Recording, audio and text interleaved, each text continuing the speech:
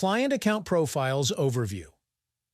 The Client Profile feature consolidates everything you need to know about a client, from recent activities and documents to account details, team roles, and contact settings, keeping all client interactions organized and current. To quickly locate a client's profile, use the search icon at the top, then enter the client's name or part of their email. You can also navigate to the Accounts page under the Clients section and select the client's name.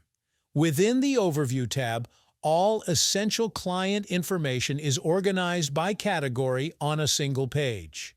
Here, you'll find the 5 latest documents uploaded by or shared with the client, with unread documents automatically labeled New to ensure nothing is missed. You'll also see the 5 latest tasks for the client, both planned and in progress, as well as recent emails and messages, including the last responder.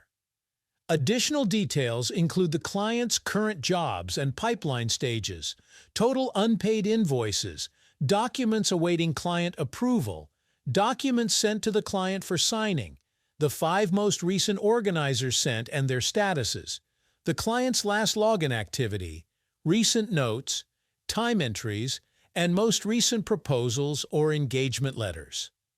On the Info page, account details are displayed on the left side, allowing you to review and edit essential information such as account name, profile photo, and account type. You can also update tags, share access to that account with more team members, and view any custom fields you have created. All activity related to the account is accessible through the History of Changes button. Please note that each client account on TaxDome can be linked to one or more contacts. Contact information is listed on the right side of the Info page. Here you can review and edit contact settings such as portal access, notifications, email sync, and signature permissions. You can also unlink and link contacts. To edit a contact's email or other data, simply select the contact's name.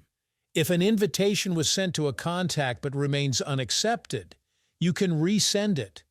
Adjust notification settings by checking or unchecking the Notify checkbox, and for each contact, you can choose to enable or disable signatory authority when sending proposals and recurring invoices.